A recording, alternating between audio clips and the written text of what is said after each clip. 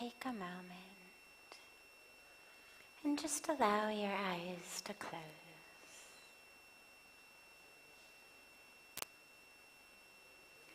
And allow yourself to settle into a physical position that's comfortable, that you can sit in without fidgeting for, 5-7 minutes.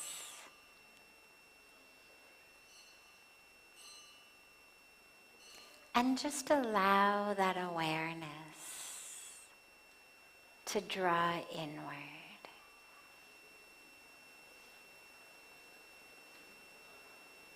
There's so much happening in the ever-changing world of form that constantly draws our attention and distracts us.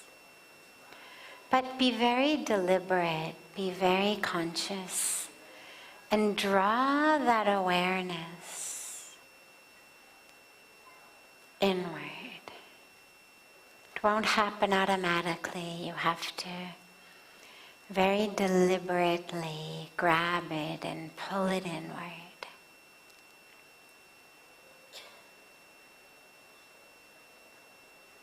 And just allow the awareness to expand within you. The instinct is always for it to jump back into the sounds or the sensations of the world outside. But just keep being very conscious, very mindful, very deliberate about your awareness, about your attention, and just keep drawing it back inward, back inward. And allow yourself to merge into that place within you that does not change, that despite the size or the shape or the age of the body, despite where in the world the body might be at this moment, there's a place within you that is unchanging, that's stable and eternal.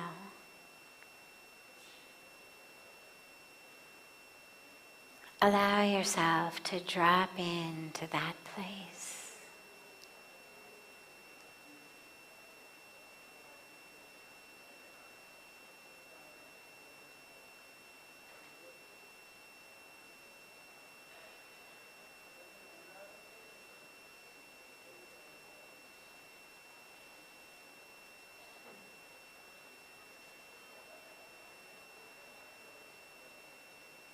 If you find the mind is distracted, just keep bringing it back.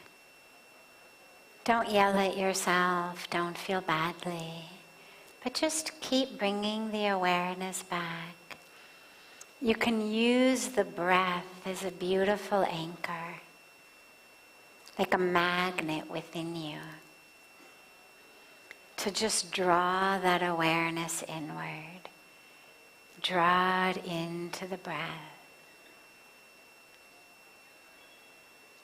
Not changing the breath, but just allowing it to serve as a powerful magnet for your attention.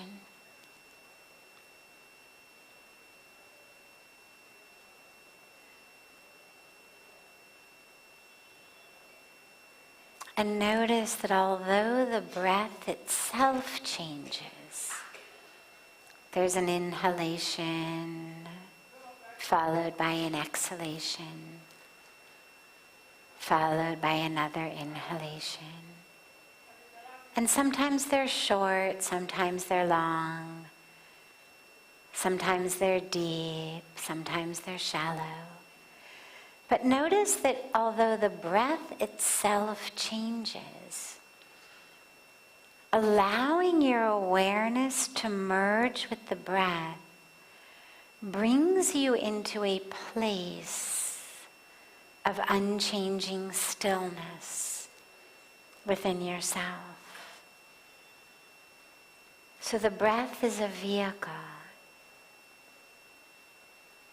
vehicle for your awareness to ride from the distractions of the changing world outside to the stillness, the permanence of the true self inside.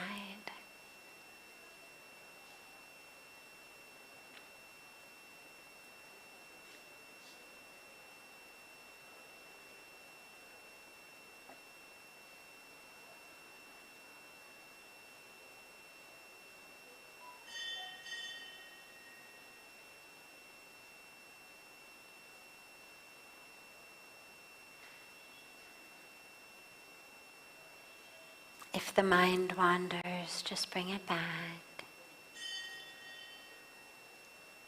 And notice how when you look at that stillness within you,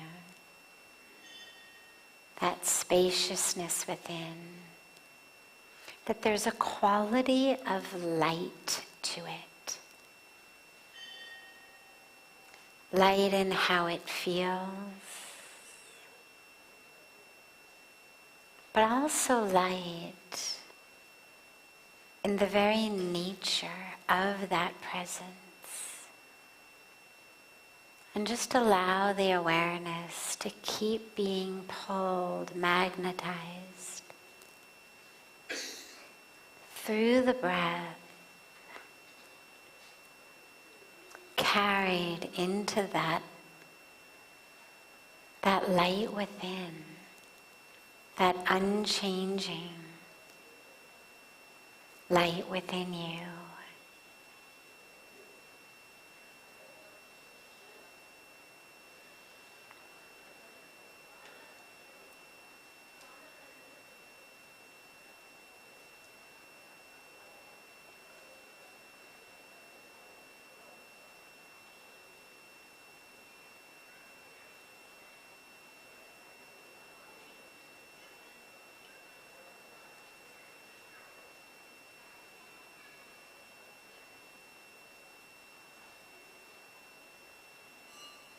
Slowly and gently, bring the palms of your hands together at chest level in Namaste.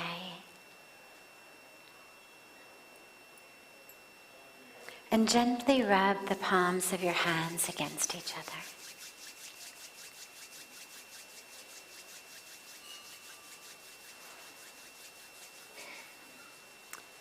Press the palms of your hands into your closed eyes.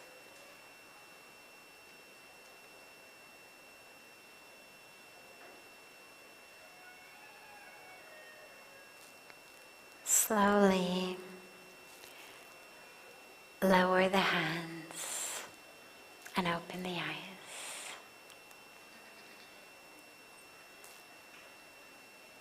Welcome to Satsang. So beautiful to be with you all. We start as usual with a question that comes from our online family joining through the internet from around the world. And then we'll open it up to any questions that anyone here has. So there's a microphone right there in the center, and don't be shy.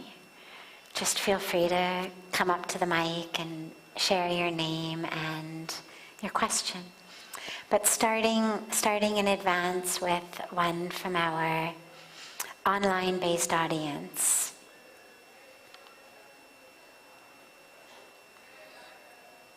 I've been married for over 20 years. And while I love my spouse, we seem to be growing apart in our interests and values. How can I reconnect with my partner on a deeper spiritual level and bring a sense of peace back into our relationship? This is from Susan in London. So a lot of things happen in relationships. The deepest level of love and connection is not actually based on interests and values. It's nice when those overlap. It means that, you've got a wider range of things that you can do together. If one person just wants to meditate and the other one wants to, play tennis, there's less of an overlap. But if you can find shared interests, it's good. It means you've got more things you can do together. Shared values, of course, makes especially things like raising a family much easier. There's not so much compromise you have to do between my values, your values. But these are not ultimately at the core the things that deep love and powerful relationships are rooted in. There's lots of people we share a lot of interests and values with, but who we are not in love with. So we've got to look more deeply than interests and values. I know so many couples who have virtually nothing in common on external levels. You'd look at them and you'd think, really, these two, and yet they're so in love. Okay, they don't necessarily partake in a lot of activities together because there isn't a lot of overlap, but that's okay. So what happens a lot of times in relationship, and if this is something that you're interested in going into deeper, my beloved, dear, beautiful friend, Dr. Bruce Lipton, has written a lot about kind of the neurochemistry of relationship and love. But the bottom line is really powerful, which is what happens is, when we are first in love, we are paying attention to the person we love. We're paying attention to being in love. Meaning, we're conscious. We're mindful. We're in the present moment. We're there. Whether you are, lying in bed, driving in a car, having a meal, watching a movie, whatever you're doing, in the early days of a relationship, you're so present, right there. Like every cell of your body is kind of vibrating. And it's not just sexual desire, it's a whole, in loveness. And you're so present. What happens over time, particularly when there's kids and mortgages and jobs and in-laws and responsibilities, is our attention goes onto doing. Who's going to pick the kids up? Who's going to grocery shop? Who's going to wash the dishes? Who's going to get the car washed? What items we have on our to-do list? And our time together, rather than just being in the moment together, becomes about things. What should we do about this, and my mother, and your mother, and the kid, and the dog, and the this, and what. And so we're no longer present with each other.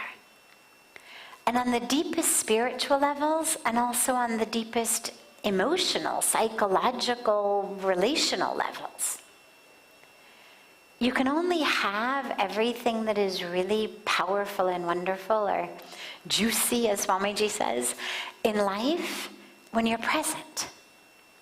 So if you and I are sitting together and my mind is on the kids and their homework and we got to finish dinner quickly because, the kid has a math test tomorrow and one of us is going to have to go and quiz him, I'm not with you in that moment.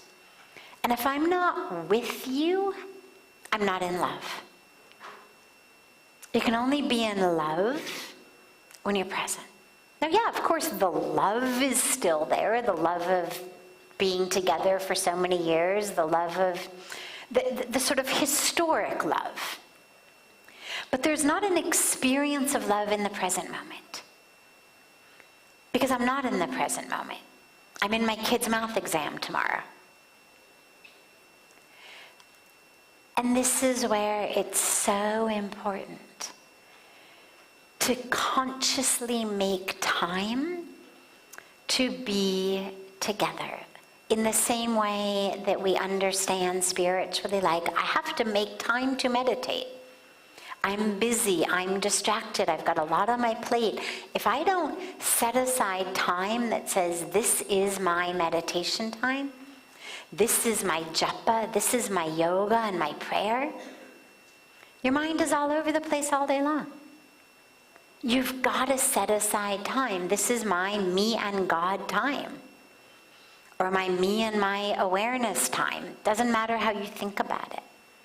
But we have to set aside the time. In the same way, you have to set it aside in relationship.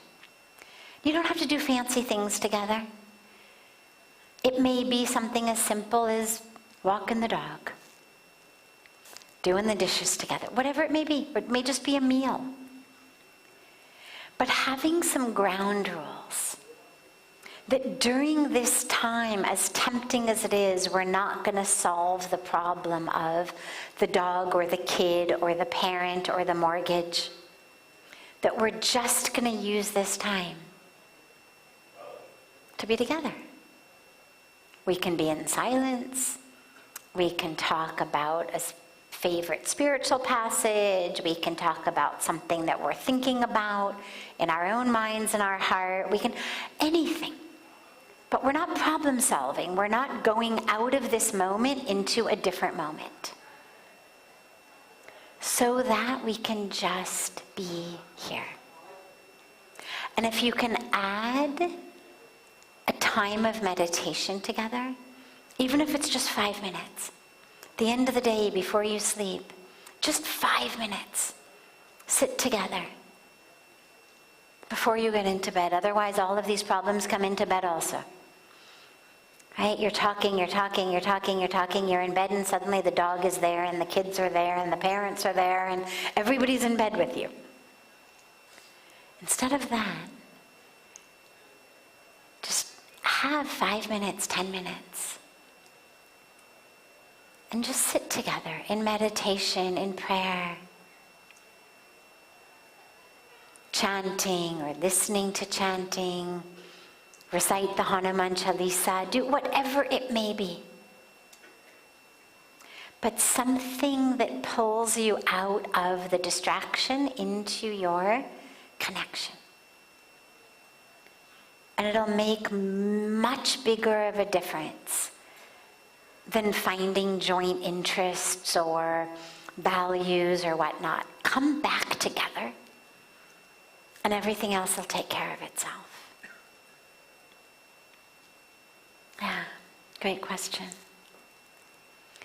Other questions that anyone has? Don't be shy. Yes. Yes, just come to the mic.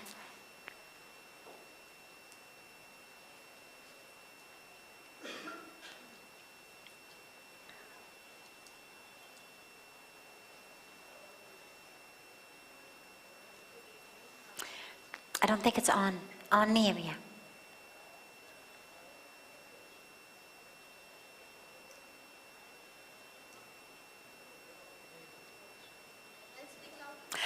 The benefit of the microphone is that people in the camera can hear. So let's see if he can figure it out. If not, don't worry, just speak loudly and I'll repeat it.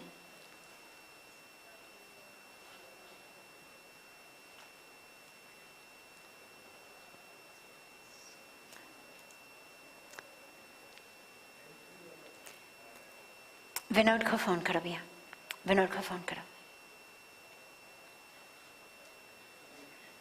No problem, that's okay, you can speak loudly. आप विनोद को phone करो. It's okay. Yes, that's okay. They'll call the guy who... Yes. Good evening. This is Vandana Arora from Pune. And it's been third time that I'm here now in Parmarth. And it's the first satsang I'm having it with you. And we are deeply connected as a family with Rabbi Ezekiel Malikar, sir. I'm so sorry? Rabbi Ezekiel Malikar, sir. He is all praises for you. I have many questions. But then I'll just try to gel up all the questions together in one query. The answer that you just gave for this question that had come online 20 years, and it's been 24 years for my marriage also. It's not only marriage, it's parents, it's siblings, it's children. Is it important, more important, to love God or to love one's family? I am deeply inclined to renounce everything, but then there's a lot of dilemmas. So. Yeah, of course, beautiful. Is it more important to love God? Is it more important to love God or more important to love your family? Yes and yes. The two are not separate. If you really love God, that love of God spills over into love of all. Loving the family tends to come normally and naturally, easily, until and unless family members do something that specifically troubles you, bothers you, annoys you, harms you, etc. The love itself, though, is natural and automatic until one of those things happens. When one of those things happens, our love for God enables us to be compassionate. Ultimately, love for God is the most important. As we sing in the Arati, Sabse Unchi Prem Sagai, the highest form of love is love for God. And the family is, we're told, Vasudev Kutumbakam, the whole world is a family. So we're given this instruction to love the whole world, but at least we've got to begin with our own family. Now, that doesn't mean there's a big difference between loving and giving up my life according to someone else's agenda. Those two things are not synonymous. A lot of times family has a specific agenda that they want you to abide by. You should become this because everybody else in the family is that. Dress like this, act like this, go here. Whether it's a matter of, we think this would be a good profession for you, you'll make a lot of money, it's prestigious. Or whether it's a matter of just family's a jet, reputation, like how dare you go outside dressed like that? What are people going to think of us? Hello, kya sochenge? I always say कि पूरी जिंदगी उसी चक्कर में बर्बाद हो जाते हैं. वो जो सामने वाले क्या सोचेंगे, इतने लोगों के जीवन बर्बाद हो जाते हैं. So you don't want to do that. You don't want to lose your life in the concern of, oh my God, what are the neighbors going to think? But a lot of times family, especially Indian families, can put that pressure on you. And it's a selfishness. They'll wrap it up like it's good for you, but ultimately it's a selfishness of, if you make this choice, it looks bad on me to the society. If our son, if our daughter, if this family member chooses X, Y, or Z, it's bad on the family jet. you see it with so many life choices that people make, whether it's what they wear, whether it's what their profession is, whether it's they choose to get married or not get married, whether it's their sexual orientation. I mean, there's so much pressure to conform. Love does not mean conformity. And remember that love goes both ways. So anyone who's trying to squish you or squash you into a mold under the guise of, don't you love me, should be asked, don't you love me? Right? I mean, do you only love me insofar as I am able to squish and squash myself into your mold? Right? So I think the ultimate answer lies in love, compassion, care, service as and when necessary. But that doesn't mean a lifetime of self-suppression under the name and the guise of service and care.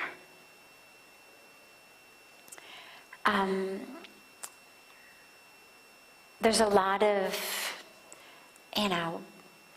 early middle-aged people I know, people in their 30s, 40s, who are kind of pressured by family members not to live the life that they want to live, not to explore, not to travel, not to do this, not to take that job, because, oh my God, then who's going to take care of me? And the older family members at that time are in their, 60s, early 70s. Like, they don't need to be taken care of. It's one thing, somebody's end of life, sick, dealing with some, fatal disease on the bed. Okay, that's a different story. We go back, we take care of our family members. But there's a lot of a sense of sort of entitlement that I've seen in older generations, that we're sort of entitled to the lives of our younger generations at a time when we don't need it. At a time when, okay, 60s and 70s are not 20s and 30s. You're not as necessarily strong as you used to be, but you don't need somebody to do things for you. Can walk on your own, cook on your own. You don't need that. So I think it's really important that on both sides, everyone understands that no one's dharma is to sacrifice their life just so that someone else doesn't have to step up to the challenge of having their agenda not fulfilled, or step up to the challenge of having to look at having their perceptions or their way of thinking sort of shattered and challenged. It's how things change. It's how things evolve. It's what happens with generations over and over and over again. It is meant to happen. So love God most. Love yourself in the embodiment of the divine. Love your family as also the embodiments of the divine. Love your family as those to whom you are deeply connected in gratitude in so many ways, and for whom you're always there when it's really needed. But not instead of fulfilling your life's dharma. Yeah.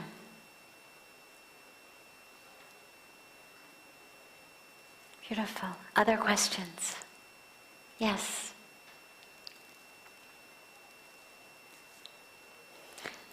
My name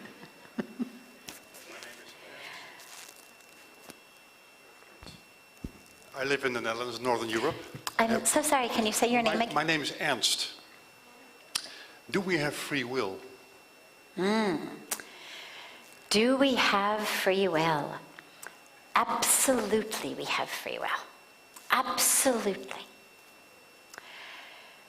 I say that from a personal experience, not just my person, but we all have experience of having free will.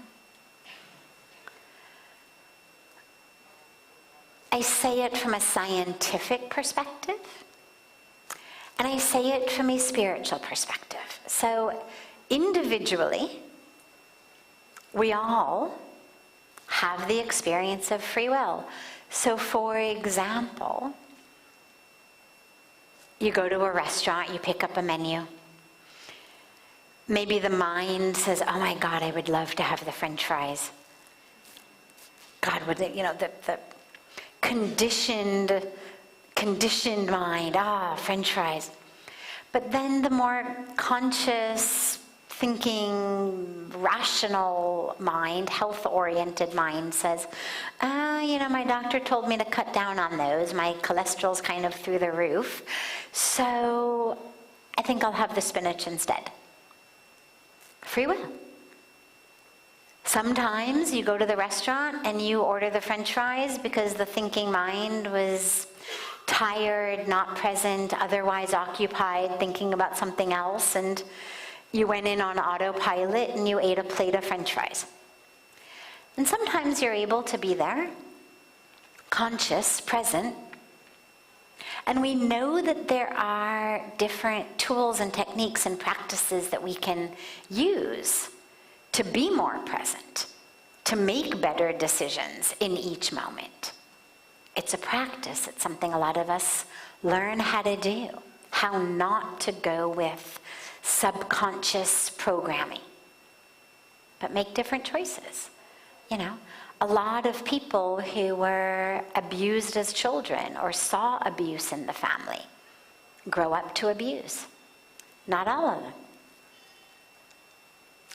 Many of them, as difficult as it is to overcome childhood patterning, make really conscious decisions. I do not want to do in my family what I watched my father or my mother or my grandfather do in my family. I'm going to work on it. I'm going to meditate. I'm going to go to therapy. I'm going to do yoga. I'm going to make sure. So we know that there are things we can do to change how we otherwise would behave if we didn't do those things. That's the experiential piece. From the scientific piece, we know that a huge percentage of behavior, you could even say 100% of behavior, is determined by our brain. Different parts of our brain. But the hand does not raise itself. There's something in the brain, lower brain, higher brain, depending on what I'm going to do with my hand, that causes the hand to rise up. I'm going to hit somebody, probably lower brain. I'm going to feed somebody, probably higher brain. But there's aspects in the brain that cause all of that which we do. Now, we know that our spiritual practices actually change our brain. And not only spiritual practices. The way we live, the habits we begin to live with, actually change our brain. There's now lots of research on this. When I was studying neurology 30 years ago, they did not know this. We were taught, by the time the brain is fully myelinized, by the time you're a late adolescent, early 20s, like your brain is done. The only change it does is degenerate. And you're done. The best you can do at that time, if you've got a problem, is take pharmaceuticals. In the last few decades, neurology's come a full 180 degrees. now we know that so much of what we do changes our brain. So if we accept the fact that our behavior is based on our brain, and our brain is changed based on our behavior, then we are literally rewiring our brains. Meditation changes your brain. So I'm actually changing that which would be my conditioned response. Because the opposite of free will is it's all conditioned. But if I'm able to change my conditioned response through a sheer exertion of free will that forces my, lazy bum out of bed in the morning and makes me meditate, I've got free will. And then, of course, from the spiritual/religious side, which is every spiritual tradition and lineage I know of, from organized religions to indigenous traditions and everything in between, has prescriptions for practices for us to do that we are supposed to do. We are supposed to do them, whether we say do them so that you have, good karma, do them so that you're pure, do them so that it makes God happy, whatever our tradition is giving us as the reason to do them. We're given things that we are supposed to do. Good, spiritual, religious people do these things. Meditate, pray, perform your religious ceremonies, serve others, whatever it is. If there were no free will, and if everything were predestined, there would be absolutely no basis upon which religious leaders, prophets, mystics, sages, elders would tell us, be disciplined, do this, act in a different way than you've been acting, change in this way, engage in this behavior, form this habit. Now you are coming of age, your time of doing this is over, now start doing this. Right? All of these traditions have coming of age ceremonies in which the teaching is, stop acting the way you've been acting. You're no longer a child. Now you are a man, you are a woman, act in a different way. And if everything were simply conditioned and predestined, there would be no meaning for any of these teachings, for any of these rituals. So we absolutely have free will. And yet, you can go in a circle and you can say, well, that which I do is based on my brain.